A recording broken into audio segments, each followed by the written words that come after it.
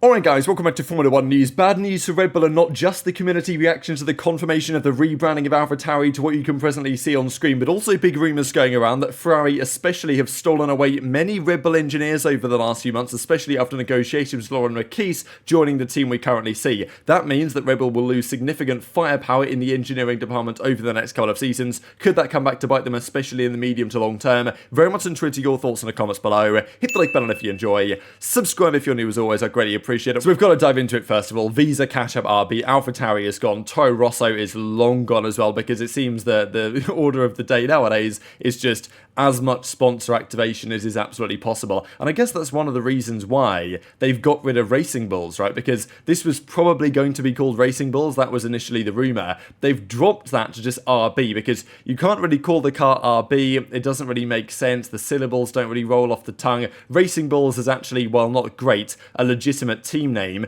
as is Sauber, maybe as is Stake. But this team just doesn't really work. So I guess their plan is, Red Bull here, with getting rid of Racing Bulls, that instead of calling the team Racing Bulls, the commentators, the community will be forced to call the team Visa Cash App, Visa Cash, Visas, Cashes. I don't even know where they're going to go. Probably what people will do is call it VCARB, which does remain absolutely terrible. But let's be honest, that apparently is what people are using internally, because the team themselves, they've got to call their own team something. So apparently they're just abbreviating Visa Cash App Red Bull, RB, Racing Bulls, whatever, to VCARB, which is funny in many ways because now, you know, we've got the carbs on the grid and we've got, you know, the stakes on the grid. So that's pretty tragic. And there's also people were saying that V is like a New Zealand based energy drink, which is effectively a Red Bull competitor as well. So I guess just the comedy on this one continues. But are they going to call it the VCARB? Because let's say Daniel Ricciardo or Yuki Tsunoda, they put it in the wall. What do you say? Like, oh, he's crashed out in the Visa Cash App RB. Nobody's going to do that. You've got to have something you call the car. So maybe VCARB, I don't know. There's also some questions I guess I have on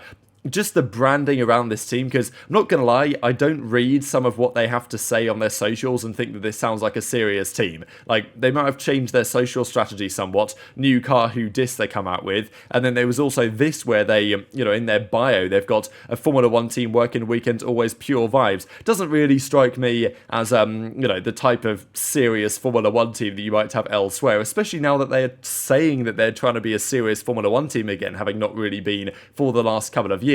So VCARB is apparently going to be the acronym. It's just so bad, I really don't want to talk about it anymore, to be honest. The rumour is, though, they're going to unveil their car at the Super Bowl. So the 8th of February is the date it's going to be revealed, and that's apparently going to be at the Super Bowl next month in Vegas. So they are going all out on the marketing stuff. There's absolutely no punches pulled on this one. They are trying to absolutely maximise the sponsor revenue where they possibly can, and whether it will work or whether it will flop massively and backfire, we'll see. But yeah, Red Bull are pushing the boundaries, and there's also an argument, I would say, from, you know, should the FIA step in and say, hey, you're not allowed to use title sponsors in your Formula 1 team name anymore, because, you know, the idea that we've got Stake, the idea that we've got, you know, Visa Cash App, it doesn't, I don't think, set a good trend or trajectory, because other teams will probably try and do similar things in the future if Red Bull get away with this successfully, really. So I guess there's questions as to whether somebody should step in to prevent that being the case, and it's probably not going to be Formula 1 because, you know, whatever lines their pockets they're pretty happy with, and, you know, shareholder value, all that good stuff. This just quickly from one of the French commentators, because he was raising the question as well, are we agreed just to say Sauber and Racing Bulls? Like, otherwise, you know, if it's Stake and Visa Cash, I'm not going to be able to do it anymore, something like that anyway. So I thought it was pretty funny. Will the commentators just do that anyway, right? Because, you know, used to be Minardi, used to be Toro Rosso, used to be AlphaTauri, and even, you know, AlphaTauri clothing brand didn't exactly take off, but, you know, still, it was pretty nice in comparison to what we have today. Like, this is clearly the worst of the four by an absolute country mile. Funny thing is, for me, is that Red Bull are still saying they're taking this legit. They're saying, oh, it's not just a name change, guys. We're going to become a title contender with this second car. I don't know about that one, but let's be honest, there's a reason why teams like McLaren are somewhat concerned about their progress, and Zach Brown's made many comments on that recently because, you know, they're making moves, AlphaTauri, they're moving in a good direction. Now, whatever their car's going to be called, VCARBs, let's say, they say they're trying to be, you know, actual title contenders, which is never going to be the case. Like, the one thing that having two teams confirms is that the second team is never winning the World Championship. That's just how it works. So there's only realistically, well, there's not many contenders, but there's only realistically 9 contenders anyway for the World World Championship spot, but they want that car to be very good, and it probably will be based on the rumours at the moment. So February the 8th is when they're going to unveil it. Also, February the 11th is when Haas are doing a shakedown. They may confirm the car slightly sooner, but we pretty much have locked this all in now in terms of what the reveal dates are going to be next year. We saw the McLaren livery already. The rest, though, remains to be seen.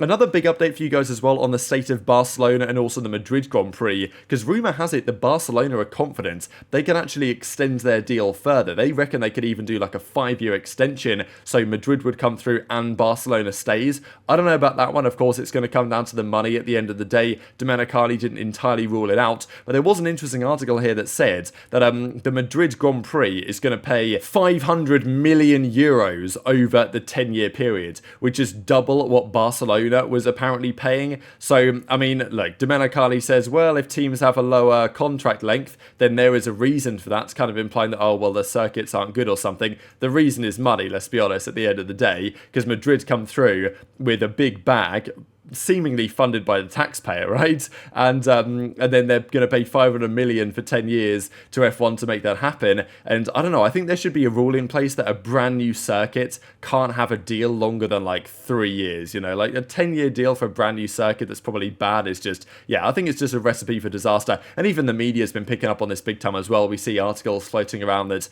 you know, it's not trending in a good direction. It's proving counterproductive, the continued search for more street circuits. And sure, street circuits still only make up 25-30% of the calendar, but it feels like it's more than that. And it used to be that a street circuit was a nice novelty that was quite enjoyed, whereas today it really is an entirely different story to that. But next season there's big questions about how Red Bull, how competitive they're going to be. Are the competitors going to be able to do anything against the dominance of Verstappen and what could be called the RB20, could be called the DM01 after Dietrich Mateschitz? There's been some talk about that, but yeah, Planet F1 are talking about it, Red Bull are talking about it as well, because Horner's looking at, alright, who are the most likely contenders going to be in the chasing pack? Could Aston Martin somehow pull off a miracle again, or is it realistically going to be Mercedes, McLaren, Ferrari in that closely chasing pack? Even Horner actually said that really Mercedes should be the biggest threat. They have the best strength in depth. Obviously they've had a difficult period, but they've got great drivers. They will get it together, one would assume, at some point. Whether that's going to be 24, whether that's going to be beyond, but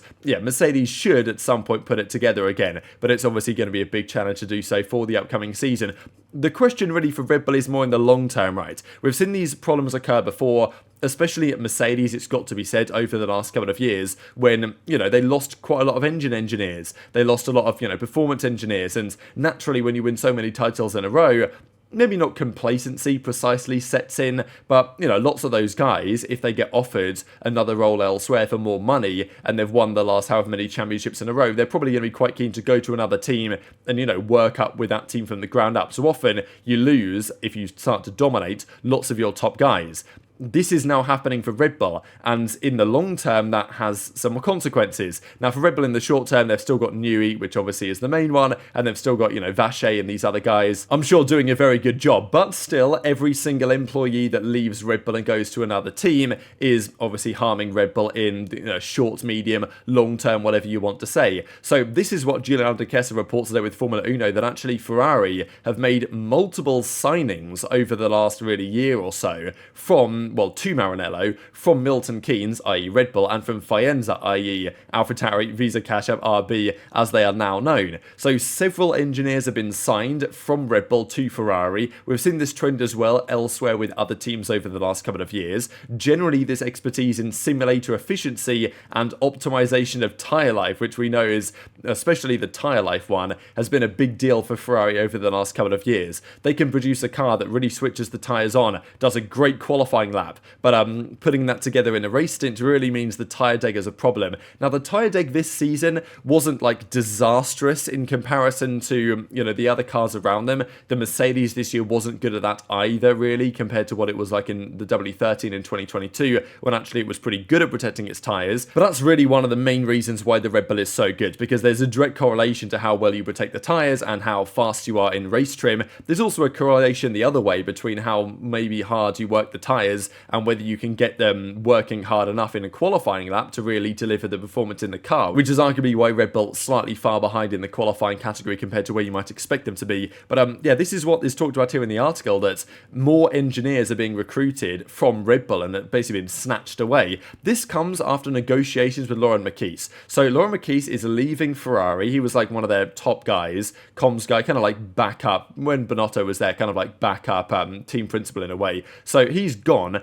joining VCARB RB for the future. Now, they wanted him for whatever reason. They were really keen to get this guy, and therefore they negotiated a shorter gardening leave period in exchange for other engineers coming the other way to release Mekies to go to them. So clearly AlphaTauri and Horner, they wanted Mekies, so they got that job done, but in exchange, several engineers and also the gardening leave period on those engineers where they're not allowed to work for another team was shortened, so many technicians ceased their operations in Milton Keynes and Faenza over the summer and are now taking up service in Maranello. Rumour has it that performance, simulation and tyres, knowledge of vehicle dynamics, tyre wear, and these guys have been, the most prominent to be joining the organisation. So lots of new technicians, not exactly any crazy high profile names, but just several important individuals that know what they're talking about, going from Red Bull mainly to Ferrari is a pretty big deal. This also is occurring elsewhere, like I think Mercedes are playing around with this, definitely McLaren have played around with this, as of Aston Martin. McLaren signed Rob Marshall not long ago. Aston Martin signed, of course, Dan Fallows not long ago, who designed their car, and there was lots of talk about the Green Bull during the B-spec of the car during 2022. So look, is this going to affect next year's RB20? Not really, but is it something that is going to mean that other teams have more of a chance to catch up in the long term? Probably yes. Will Verstappen still maybe win for the next 2 years? I would say that's more likely than not, but from 2026, that's when you're going to start to see these things come into effect, because I don't think it's really any secret that Mercedes, from a technical standpoint, don't feel like the same organisation that they were, 5-6 years ago, really. It feels like they've lost an edge somewhere, and there's lots of guys that have left the team over the years, and then all of a sudden 2022 comes around, and they just don't get it right at all. Hamilton said famously, really going into 2022, my team doesn't make mistakes, which was true for years, but over time, they were kind of eroded away, to which point they're still a strong outfit, but they're not as strong as Red Bull in that category, and Red Bull are that strong outfit today, and they won't be that strong outfit in a few years' time, I would say. Just before we close out the video, I wanted to mention this.